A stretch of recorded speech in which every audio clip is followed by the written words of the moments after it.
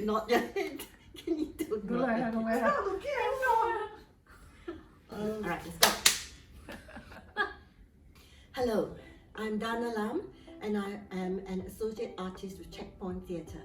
I'm the writer and illustrator for the visual journal, The Art of Being a Grandmother, an Incomplete Diary of Becoming. Hello, I'm Claire Wong. I am co-founder and joint artistic director of 𝐁𝐞 Theatre. I am the co-writer, co-director and performer of Recalling Mother, Her Lines, My Lines. Hello, I am 𝐓𝐡𝐞. I am the Associate Artistic Director of 𝐁𝐞 Theatre. I am also the playwright of the 4th trimester, and we're all artists of 𝐁𝐞 Theatre's 20th anniversary season. So Dana, congratulations on the launch of The Art of Being a Grandmother. Can you tell us more about the process behind developing the work? Thank you. The book began life as a series of random sketches and scribblings that I was making of the grandchildren, mostly when they're asleep or playing around me. And usually I would have taken the sketches into the studio and turned them into oil paintings.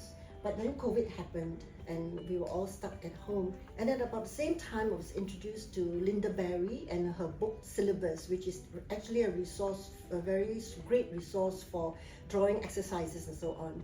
I used that a lot and started drawing these little postcard size, making funny postcard size drawings, one a day, because they are postcard size and because they're meant to be cartoony. They're very easy to do, no stress and so on. I began with a pen, which is the very common micron archival ink pen, because I like the fine line.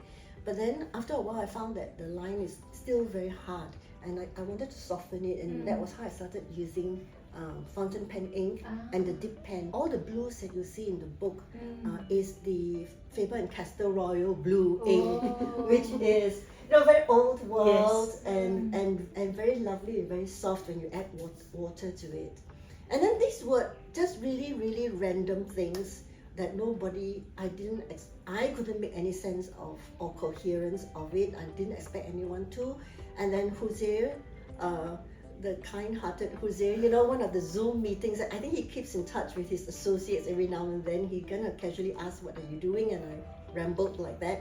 And then he saw the potential of these drawings, and his first challenge to me was, all right, do you think you can produce like 20 pages of a story or something with this? And I thought, okay, 20 pages.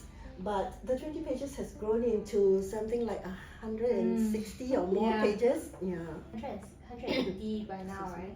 Yes, 180 pages, yeah. So it's really thanks to 𝐓𝐡𝐞's very perceptive eye. If not, there will be no book. I think what's lovely about the book is how it's come from quite a deep place that is both whimsical and quite philosophical about what it's like being a grandmother. Do you remember what prompted the writings and how the text came about? The text began as a Facebook post, So remember? I remember. Yes. When Hannah was born, Hannah is the first grandchild, and she's now 8 years old. Yeah, and she's the first grandchild in the family, and of course is very close to us. And so I could actually observe from very near quarters what she was saying and what she was doing. Everybody enjoyed the Hannah Times, which I started. I started the Hannah Times, and then I started something called the Alexandra Chronicles, which is meant to be about the second child, but had very little entries, and the other grandchildren didn't have their own newspaper publications yet. They all have to share this one. The thing is that the diary form was a relatively convenient way to make work, to make sure that I actually get something written and something drawn every day.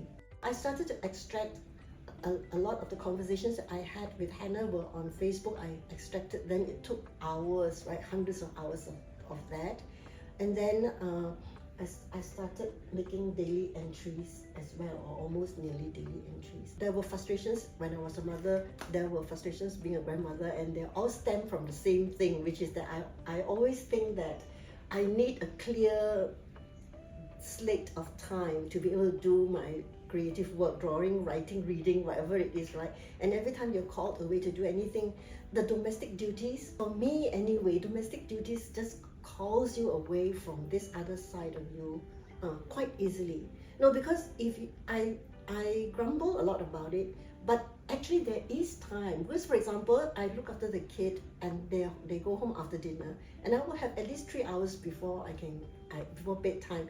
I could work the 3 hours, right? But what do? I just lie flat in front of the TV and I'm watching really bad TV, right? And I'll do this for extended period of time until one day I'll tell myself, this is so crappy.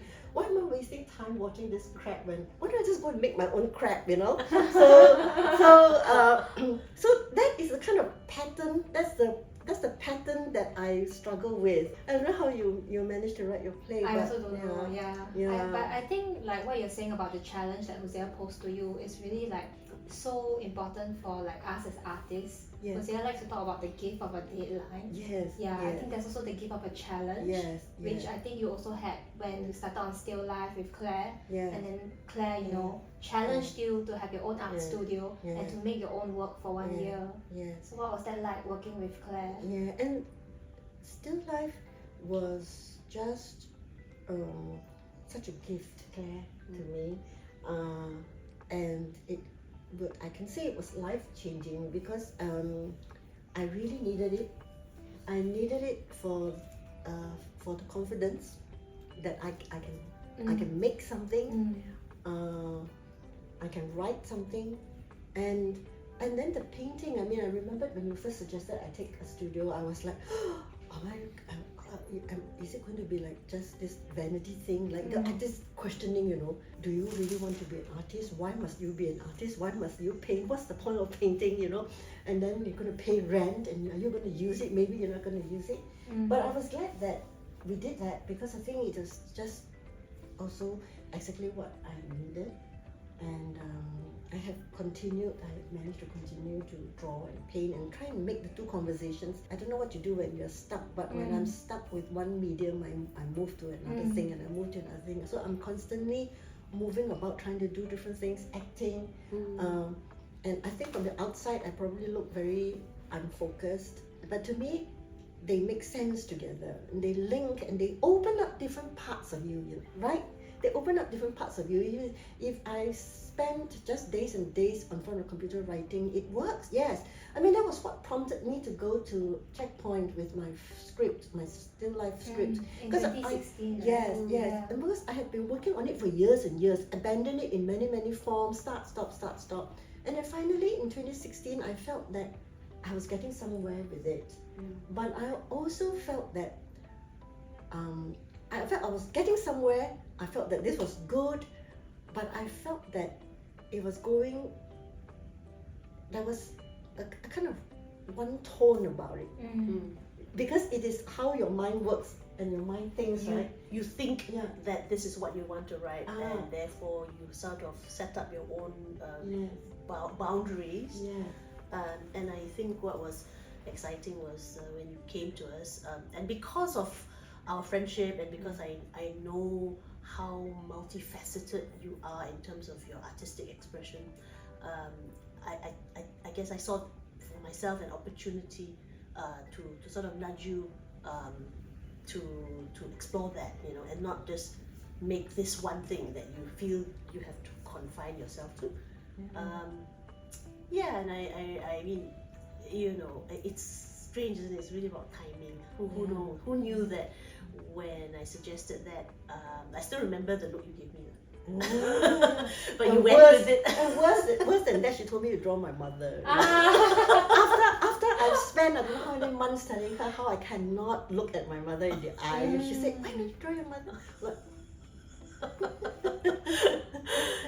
but that was always such a joy because you know, talking about throwing challenges and figuring out ways of opening up spaces within yourself, your memory, your things that you've kept inside, and I think that was the process, and I guess the gift of time that we gave to that process. I was going to say that. This is something that continues to astonish me about Checkpoint Theatre. you know, you always hear about the kind of schedule that companies are obliged to adhere to.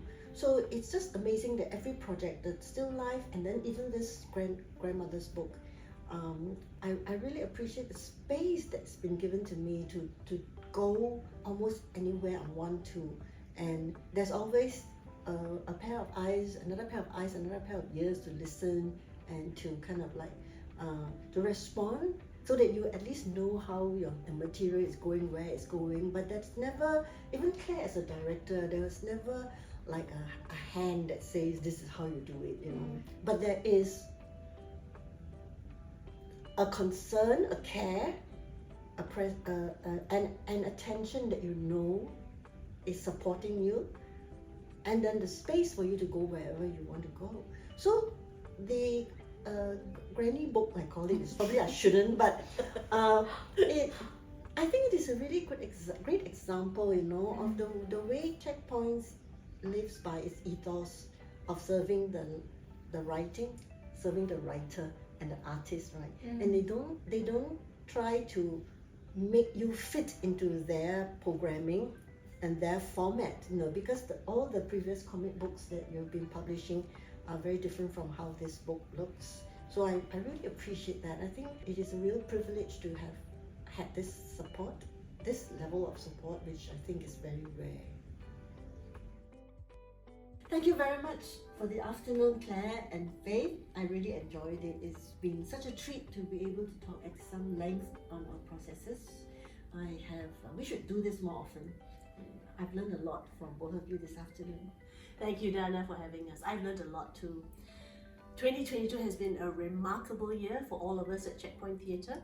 We presented 4 live theatre productions, the chamber readings of Huzir Sulaiman's Occupation and the Weight of Silk on Skin, Faith Ng's The Fourth Trimester, and my and Norlina Muhammad's Recalling Mother, Her Lines, My Lines. We published 2 original comic books, Through the Long Count 3 and Shape and Space. And now we are delighted and proud to be wrapping the year with the launch of Dana Lam's new visual journal, The Art of Being a Grandmother, An Incomplete Diary of Becoming. It will be available for purchase from Saturday, 10 December 2022, and we hope you will get your copy soon. Thank you! Yay! Bye!